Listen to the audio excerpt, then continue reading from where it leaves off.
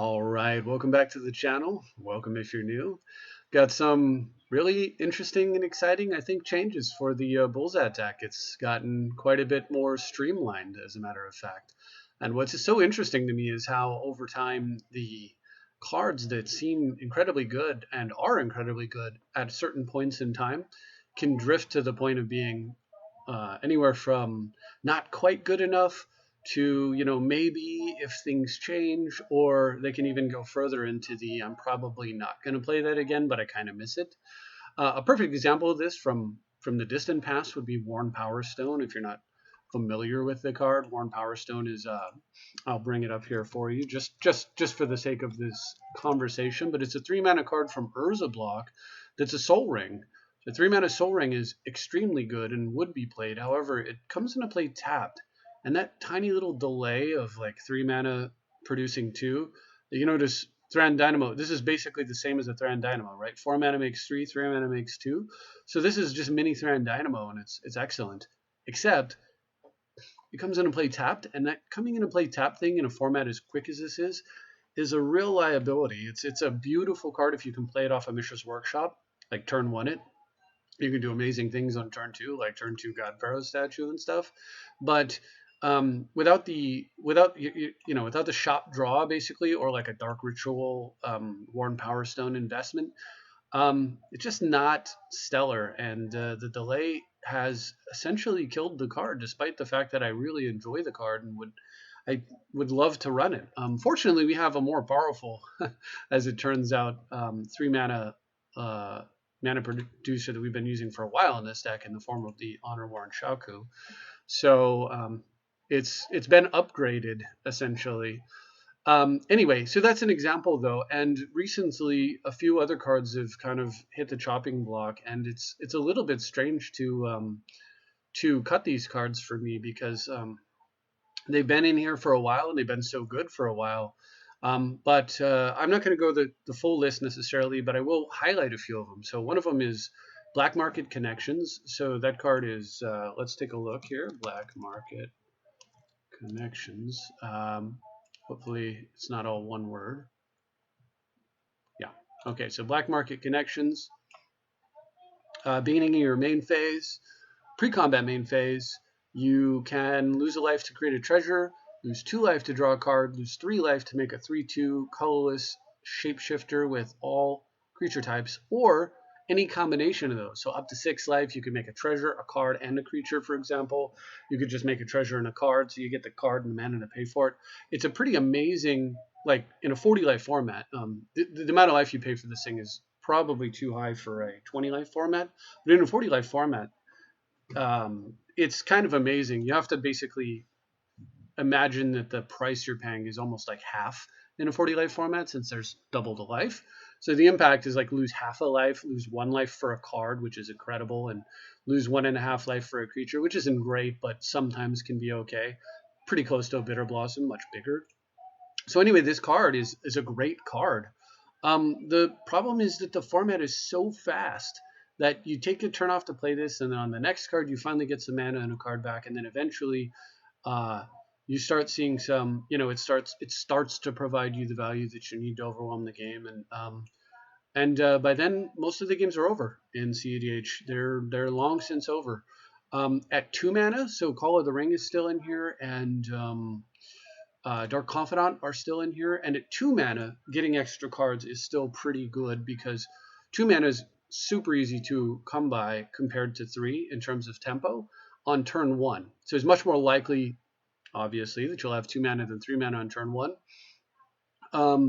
But it's even more likely here because we have Chrome Mox, we have Mana Crypt, we have Mox Amber, we have Mox Diamond. So there's 4 ways I can have extra mana on turn 1.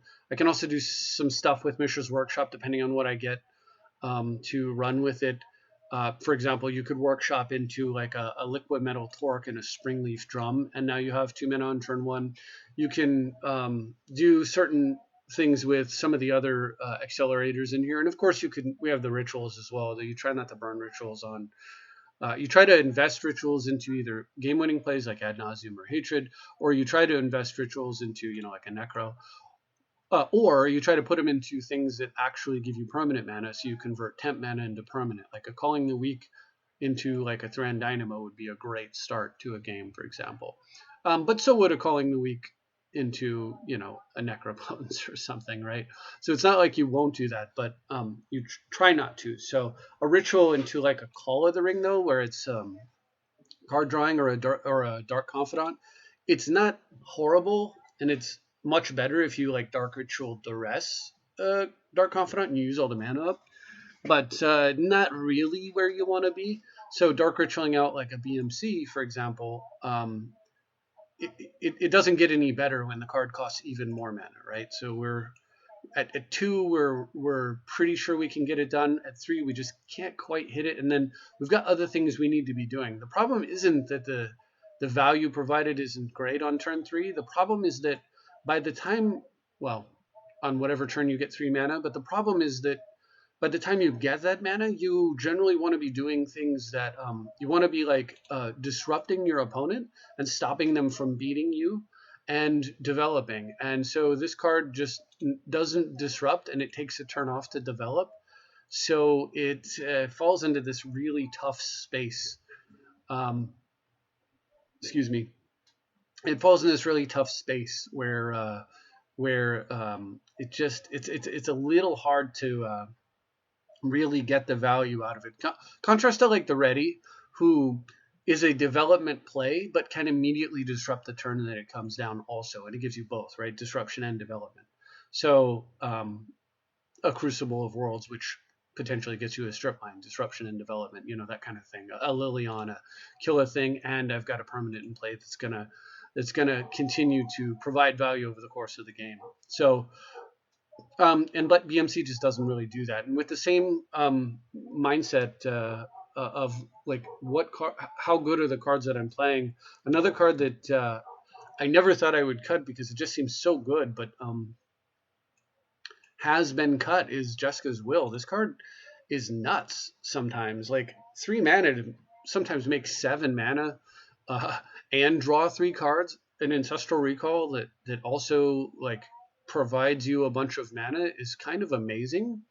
The problem with this card, though, is that against the really good decks, you're both hand dumping quickly, and barring a refill, like what ends up happening is that you look at this card and it's like 3 mana to get maybe 1 or 2 back, maybe 3 back, and then the draw 3, and that's not bad. And when you imbalance like 3 mana and I get 3 mana back, and then I can essentially draw 3, so it's 0 to draw 3, and that's pretty good when it's working out for you, even at that rate. But you don't always, it's not always a draw 3, you know, so it's kind of random because you might hit cards you can't play. You might hit, you know, you can hit like Death Cloud, a Winter Orb when it's not a good time to be playing it, and like Feed the Swarm, and you're going, well, that was 3 mana to do nothing. And so because the card has this tremendous upside, so there's a strong desire to want to play it, but it has this risk of doing nothing, and so there are games where you're just going to lose because you're just going to play Jessica's Will with the expectation you'll get that it's going to result in a certain outcome, and it won't, and then you just basically took an entire turn off. And in a format where basically the game runs about 3 to 4 turns, so losing, let's say 4 turns, right, on average, so losing 25% of all the turns that you have. And it's also on like the more critical one, the 3rd turn, where some of the typically that's the setup for the lethal on turn 4. To not set up and not get value some of the time is pretty risky to run a card like that. It has so much upside, and it's so perfect in this deck because of Rog. But basically, the results I was getting was that Jessica's Will was frequently, for me, it felt a little bit like really good against the decks that I don't need it against because I'm already going to beat them. And it felt pretty mediocre against everybody else some of the time. And then some of the time it paid me off. But that some of the time thing, I don't enjoy that. I want like consistent results from the cards that I'm playing. Or I want the upside to be so incredibly high that it's an irresistible allure to put it into my deck. A perfect example of that being Hatred. Hatred is a card that you can just immediately kill somebody with because you can pay 21 life and attack with Rog. And even if they, first of all, they have as Menace. Second of all, even if they had some blockers, it has Trample, so you just pay a few more life and then deal lethal commander damage, right? But if you're below 21, this card doesn't do much. I mean, maybe you can kill a planeswalker with it, but for the most part, it's kind of dead. So this is a card that also suffers from the Jeska's Will problem of being sometimes amazing and sometimes dead. Except that when Jeska's Will is amazing, it's just it's extremely good. When Hatred's amazing, it's win the game good, and that's a whole nother level of good, right? Like that's S tier good. Jessica's Will, when it's good, is like A tier good. So it's cards that have that S tier value, like Ad Nauseam and Hatred and Necropotence, but also have a downside. Hey, I can't use this when I'm on low life. Worth playing because it's the same reason why Winter Orb stays in the deck, because Winter Orb is like frequently garbage against a lot of the really good decks because they typically run tons of artifact mana. But when Winter Orb is good, it's S tier. It's like 2 mana win the game on the spot, and that's compelling enough that it's extraordinarily difficult to find justification not to play the card. And just because Will just doesn't make that threshold. Another card that does not make the threshold, I guess I'll hit one more, is the Goblin.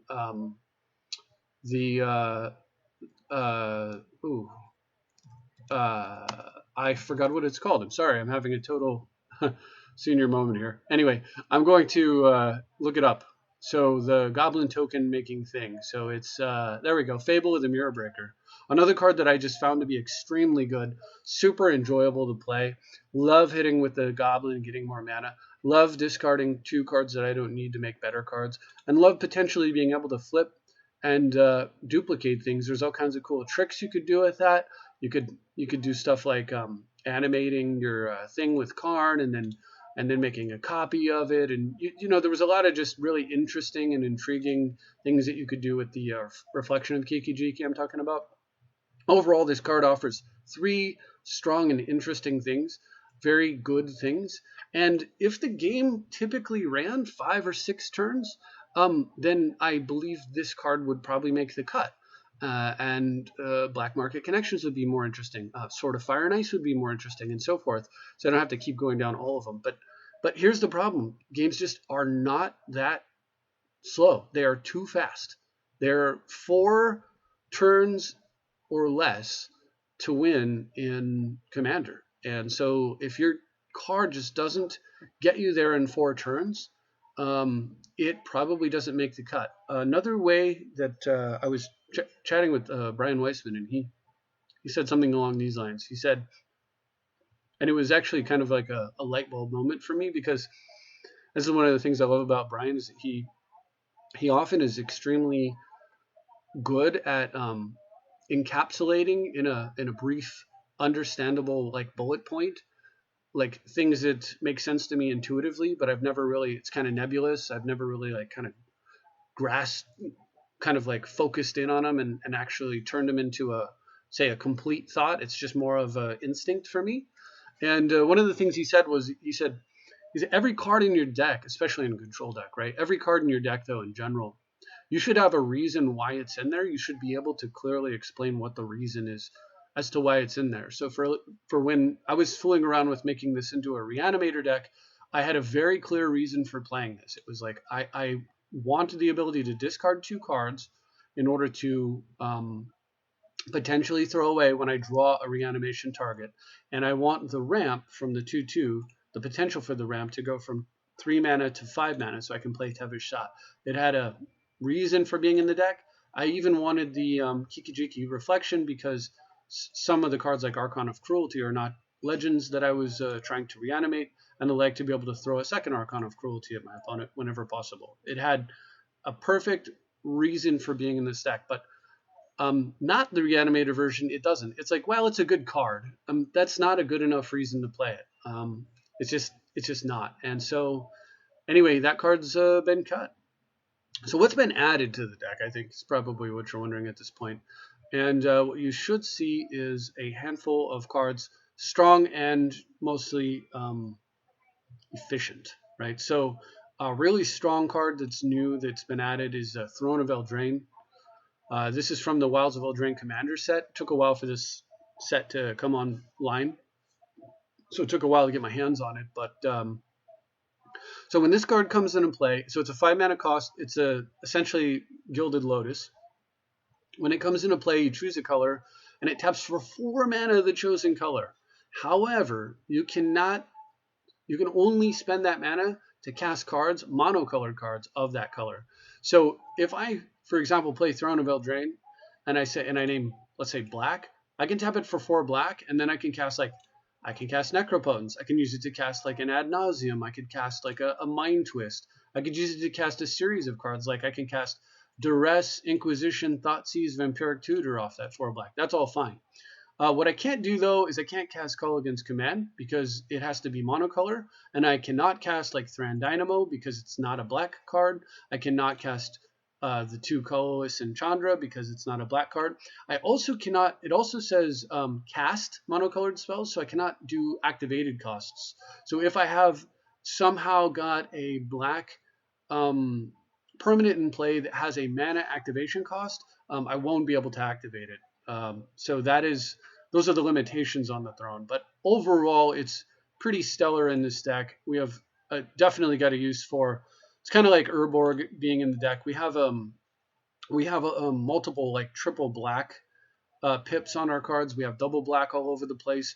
We have X spells all over the place. We've got a lot of stuff that we want to be spending a lot of mana on, and this thing just provides a ton of it. And it also makes it extraordinarily difficult to keep Tevesh off the board, because if I hit the 5 mana and I play, Tevesh Zot, then he's 7 more mana to play. If I hit 5 mana and I play Throne and maybe some other stuff, then on the next turn I've got 10. So I went from 5 mana to 10, assuming I hit my land drop. And now I can play Tevesh, you could kill it. I can play it again, you can kill it. I can play it again, and you can kill it. And then finally, if I have still not found a land over those 3 turns, it's not coming into play, but more than likely it is. So that's a big ask for any deck. So this suddenly means that Tevesh is essentially a card that will not come off the board unless you deal with the Throne first, which is extremely good against any kind of deck like this. But also then it has another ability, as if it needed anything else. Like just this top chunk is all it needed to be playable. But then in addition, you can put 3 mana and tap it to draw 2, but you have to put mana into it that's of the chosen color. So in this case, we're almost always going to name black. You would have to have a very specific hand not to name black, probably holding like Chandra, Skull Smashing, Biforce, like Lelia. Your hand is almost all red. But at any rate, let's assume we name black, so then we would have to put 3 black mana in to draw 2 cards. So no tapping a Thran Dynamo to do this thing. No tapping I don't know, a Mox Amber that only taps for red because we have Rog out. You can't pay for this way. It's triple black to get double card at that point. So that's kind of a big ask. So most of the time you're not going to be drawing cards off of it, but the fact that it's possible is cool. I mean, we do play Urborg and stuff, so it's feasible, but not. Sorry, it's possible but not feasible most of the time. It's more like theoretically possible, but it's something to at least keep in mind that you could do. The truth of the matter is that most of the time, if you have this thing out, you have this thing out, and if you have this thing out, you're drawing so many cards that you're using this thing for mana, and that's the way that goes. All right, so that's new. The other new cards are Molten Collapse, Cast into the Fire, and Bitter Triumph, as well as Expedition Map. So hit all these. Expedition Map is a card that was cut a long time ago, but it has constantly gone up in value because of all the excellent artifacts that have made their way into the deck, like the One Ring and Throne of Eldraine and Honor-Worn Shaku. And at this point, and God Pharaoh's Statue. And at this point, there's just so many of these top-end, incredible artifact bombs that you really want to get Mishra's Workshop into your hand most of the time. And Expedition Map is just Demonic Tutor light. I mean, it's just Demonic Tutor for Mishra's Workshop. And I've spent many a demonic tutor going to get Workshop or Vampiric Tutor. If I can save my Vamp or my demonic for a better, like, for something that isn't just going to fix, land, I will, and Expedition Map will allow me to do that on occasion. It also has some light value when it comes to, like, you can do some interesting things with Urza's Saga into Expedition Map, and then Expedition Map into whatever. You've got, it's one more artifact for Mox Opal to be active in the early game and some stuff like that. But that's not why we're running it. We're really running it for, also keep in mind we've had some stellar lands that were printed recently. So we have Mount Doom, which can function like a Wrath of God, which is pretty amazing for your opponent. It's very expensive, but you sack like a Mox Opal or whatever, and has to be a legendary artifact, which we've added another one, Throne of Eldraine. We have GPS and so forth, but not ones we want to sack, but ones we would sack in a pinch. And you sack at Mountain Doom and a legendary artifact, and then you get to choose up to 2 creatures, destroy the rest as a sorcery. Something that drives me crazy because I always think that I can use it at the end of my opponent's turn. But anyway, you use this guy, and so Expedition Map can essentially go get a Wrath of God is what it comes down to. Expedition Map can also go get a 9/5 flying lifelink indestructible haste in the form of Westvale Abbey. Expedition Map can also, of course, do the classic reason that we ran it and just go get Strip Mine, which is actually extremely good. I mean, this is basically a sinkhole. It's a sinkhole that's also sometimes a soul ring. So with that in mind, it's 100% back in and probably not coming back out ever again, since the land quality has just gone up so high that it's kind of an irresistible play. As for the rest, Cast into the Fire is an additional way to deal with all these juicy artifacts, and in particular, of course, the One Ring. It's mainly in there to exile target artifact, but of course, you can ping off a couple of, like, a Bird of Paradise and a Lana Royale for something and punish Saddle. This deck is so good at killing creatures that, I mean, having more of that is nice, but not necessarily amazing. We used to use Fiery Confluence in this slot, and we've reduced it down to Cast into the Fire. And it's essentially just a matter of casting cost being instant speed. You want to, we're just trying to bring the curve down, and also the fact that exile does have relevance in a One Ring environment. You can kill your One Ring with this card if your One Ring is giving you problems. We already could, because we could sacrifice it to the Ready, and we could, like, Angerous Rampage ourselves and get rid of it. And there was a couple other things we could do to get rid of it. We could animate it with Karn and then eat it with Tevish Sot, that kind of thing. So getting rid of our own One Ring is not necessarily, and of course we have Mount Doom. It's not necessarily like a huge factor in the decision making, but it is nice to keep in mind that if we do need to, we can actually just cast into the fire that thing before it kills us in a pinch. And in the meantime, it's a solution to their One Ring. So why is this in the deck? This is in the deck specifically because I will tutor for this thing, right? If my opponent has a One Ring out, or I'll be digging to try to find it. Either that or a Karn, but the Karn goes without saying, essentially. So so it's in there as a specific hedge against the One Ring, and I think the One Ring is so everywhere and so good that it's probably justifiable. But also it's in there for the true One Ring of Magic, which is the Soul Ring, the one Soul Ring that everybody's going to run, or two if you count Mana Crypt. We need to kill those early, and this is nice and cheap, and it does that. And so most cards can be justified when they fit that bill. And then that with that in mind, you can see why Molten Collapse is so good. It actually ends up being extremely good for a number of reasons. First of all, Descend doesn't explain itself here, but what Descend is if a permanent entered your graveyard this turn, so it's a lot like Morbid, but it will trigger on like fetch lands and stuff. Then it'll trigger on Tevish Sot sacking stuff and things like that. So if you descended this turn, you can do both of these things. You can get like a tremendous value out of this. But either way, the two things that it does are really nice.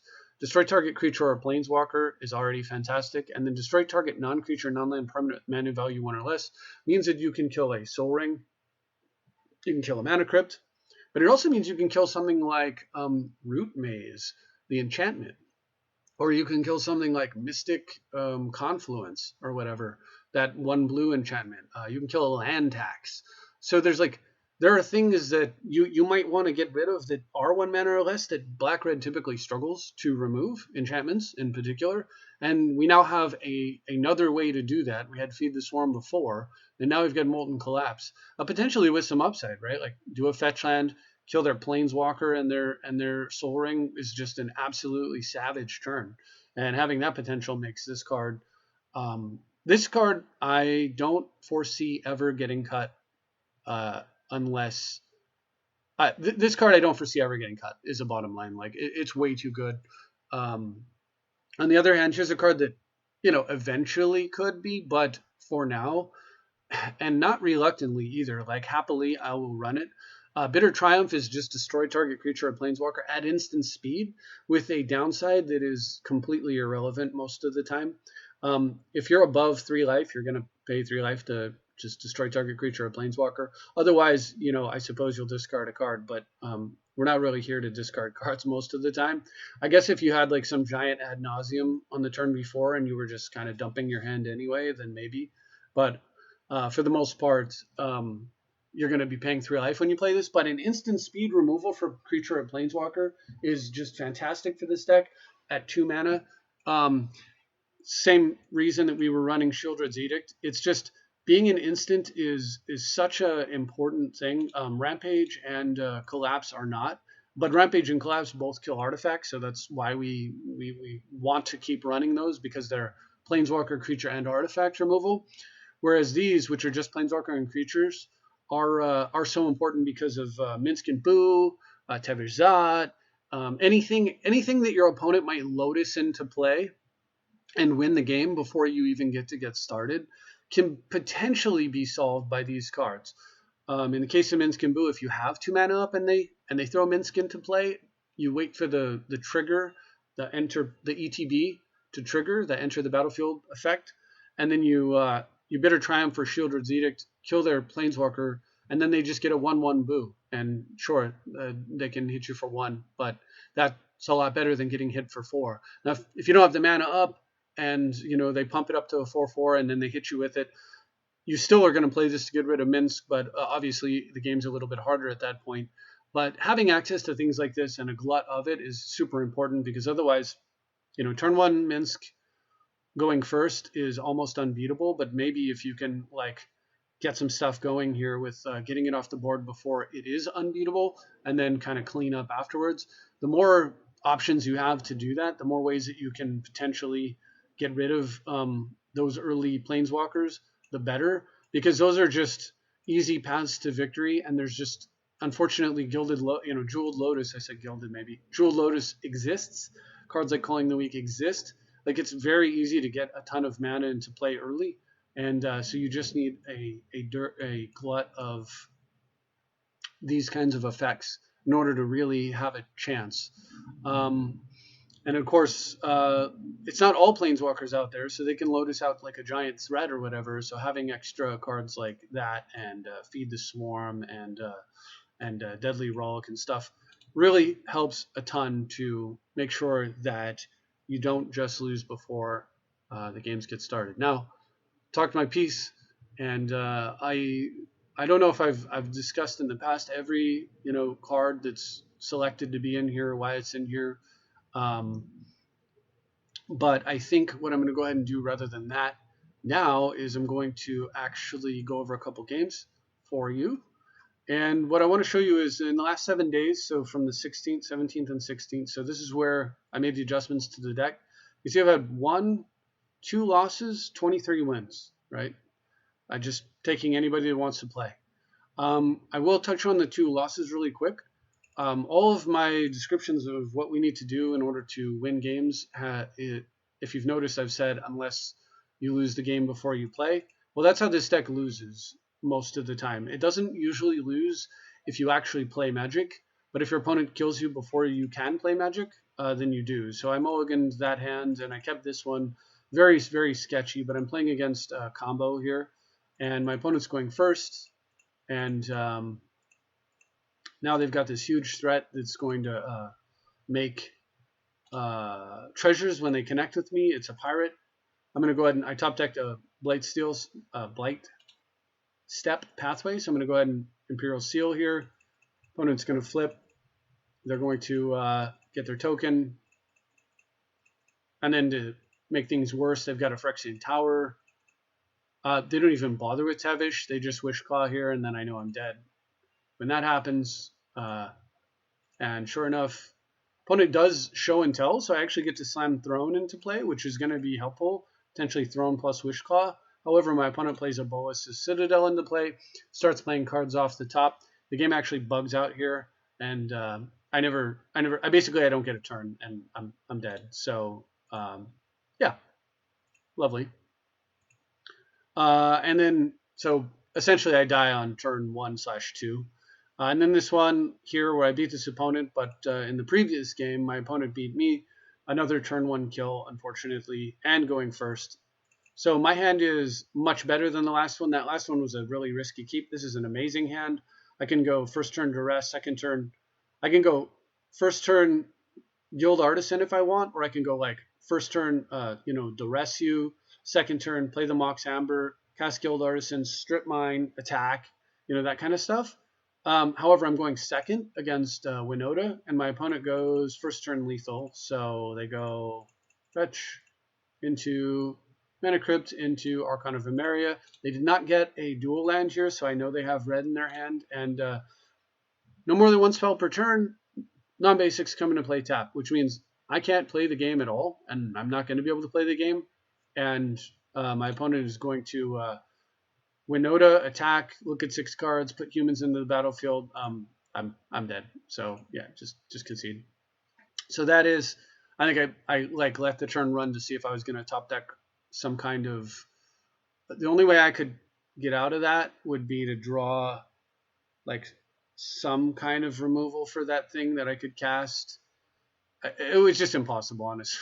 I don't know how I could get out of that. There's no getting out of that. So I just die. But had I gone first, I would have obviously the crypt out of his hand, and then I surely would have won with the power of the hand that I had, and then I won in the second game. So, and again over here, risky keep. It kind of paid itself off, but it didn't matter. My opponent had the nuts. Turn 2 Bolas's Citadel. Let's just concede. Outside of that, everything else was a win, and we'll go through the last game just because it was kind of fun. I don't know if it was fun, but it was kind of funny. I enjoyed the finishing blow, I guess, in this one. We'll see if I haven't actually taken a look to see if it plays out correctly. Now, look, I'm not here to shame anybody for turn 1 killing me. I'm here to turn 1 kill my opponents. Also, I'm just saying that that's the way the format is, and you have to live with it. And it is what it is, and so we can wish for it to be otherwise, but it's not going to get us anywhere. It's very clear that they're happy with the way that the ban list is constructed. I assume they would fix it if not, but anyway. So with that in mind, incidentally, the Bolas's Citadel player killed me with Thassa's Oracle, which is my favorite way to lose in this game. It's just with a stupid card that a stupid creature to me that makes everything irrelevant. Hey, you got 100 cards that don't matter at all. And I've got 99 that don't matter. It's like, I don't know. I'm very salty about that card. I find it to be like one of the worst designs probably in the history of this game, possibly the worst design. Even horrible things like Channel Emrakul and stuff. It's awful, but like I find it to be a lot less ridiculous than the Thassa's Oracle, because in theory, like somebody channels out an Emrakul, takes another turn, hits you down to 5, and then you go like land, answer your Emrakul, and then you're in the game. So it's not necessarily lethal, right? And it's the things that are necessarily lethal that I find to be ridiculous. But speaking of ridiculous, take a look at this hand going first. I got first turn Rog. I'm in a Ritual. My opponent is playing blue, so I was hoping they wouldn't counter that, but now that they didn't counter that, I'm going to go ahead and Inquisition. I see Flusterstorm, Jessica's Will Snap. Funny enough, you can see here, this is exactly what I'm talking about with the Jessica as well. I'm going to dump my hand, and then what good is the will going to do? However, I'm going to refill my hand. So in this specific case, the will does potentially end up being good. So in order to not allow my opponent a possible path back into the game, or at least to try to diminish the likelihood that he finds a way back into the game, I'm going to go ahead and take the will and leave him with the Flusterstorm, which I can play around with, and the Snap, which is a known quantity that I can play around rather. And this is off my opponent's mulligan, by the way. All right, so now we're going to coast is clear, though, so Soul Ring comes down. Go ahead and turns the Grim Monolith into a Bullszat, and we make some dorks. And it's my opponent's turn. All right, so they play their Mesa, and they fetch right away, probably playing around Opposition Agent, but of course, in this case, that's just bad news for them.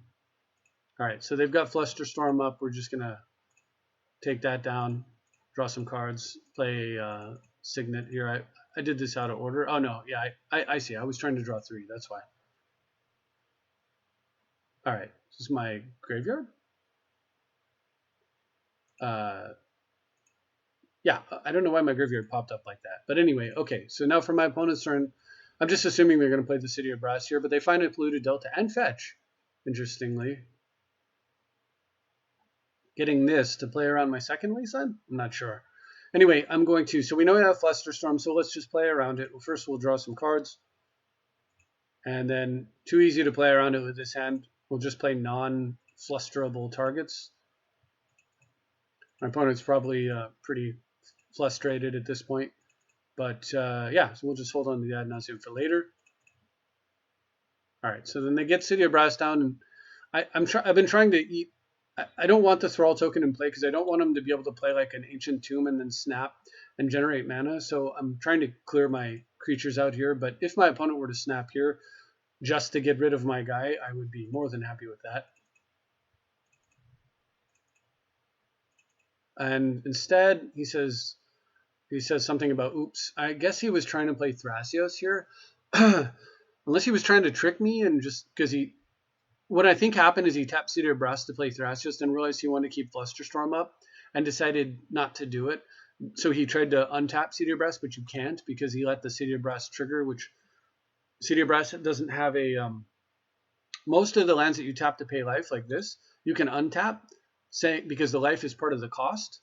And so you can just say like, no, I don't want to pay that cost. So tapping is a cost and paying life is a cost. So you can alt U to untap this and just not pay the cost. But City of Brass specifically has a trigger that when it becomes tapped, it deals damage to you. And because that's a trigger, it's like completely separated from the mana ability. And so once that trigger resolves, there's no untapping City of Brass at that point. Once it goes on the stack, you're done. So you have to be very careful about this card. Anyway, so opponent says, oops. It's not going to matter, though, obviously. All right, so I'm going to One Ring and then One Ring during my upkeep in case I find an instant that I want to cast, like a Vampiric Tutor, specifically, generally speaking. All right, so I draw this. Remember, I'm going to play around Flusterstorm to a degree. Let's go ahead and just offer him the ability to Flusterstorm by casting Diabolic Intent here. Opponent does not blow it. I'm going to go ahead and play a land and make sure that I twist for just the right amount here. And if I do X is 4, I've played an intent, my twist, that's 2. My opponent plays Flusterstorm is 3. So I'd have to pay 3 mana to get the Mind Twist to resolve, but I don't think my opponent can afford to let me Mind Twist for 3 here. So I can save a mana, I believe, by just doing it on 3, and then almost certainly he's going to cast Flusterstorm anyway. And instead, my opponent has a Swan Song, so I'm pretty glad that I didn't go all in, because I still have mana left over. All right, so I'll just eat the bird token and draw some cards. And then from there, I'm going to go ahead and fetch. And I'm going to Pact, and I'm looking for something that I can do to disrupt my opponent right now. So I Pact. So it says, do you wish to put Shattering Spree in your hand? So it's a no, a no, a no, no on all these. And a yes. I do wish to put Winter Orb in my hand. So I got that very quickly, which is excellent. And we'll slam that and cause my opponent some further agony over there. I'm going to untap City of Brass. All right. I'm going to go ahead and one ring it up. And, oh, there's the up. I almost got it during my upkeep. All right. So main phase, again, I'm playing around Flusterstorm. Let's try a hasted Ragavan. And with the last mana floating, I'm going to play Port. I'm going to port their City of Brass. Now, I could have ported their City of Brass first, but I don't do it because my opponent 100% would have floated blue in response. And why kind of like open the door to that if he has another like 1 mana counter like Mental Misstep or whatever? I'll just test with the Ragavan and then go for it or something. Or like say he has Swords to Plowshares. I guess I could have. Well, he's not gonna have Swords to Plowshares these colors. He could have had Lightning Bolt, so maybe I should have ported it first and made him decide what mana to use. I think that was slightly a misplay on my part. That would have been better. Anyway, but I'm gonna swing in here with Ragavan. Hit my opponent, exiling a Pact of Negation that I don't expect they'll be playing. I'm gonna go ahead and vamp. And then eat the Rag. And the card that I vamped for was Karn. Because as I see it, the only way that my opponent gets out of this situation that I've got them in is if they've got 4 cards, they draw a 5th card, and then let's say they go like, Mana Crypt, Soul Ring, Time Twister, that kind of thing. With Winter Orb keeping them down to 1 mana and Karn preventing them from getting bonus mana, it's going to be extremely hard for them to get out of this now.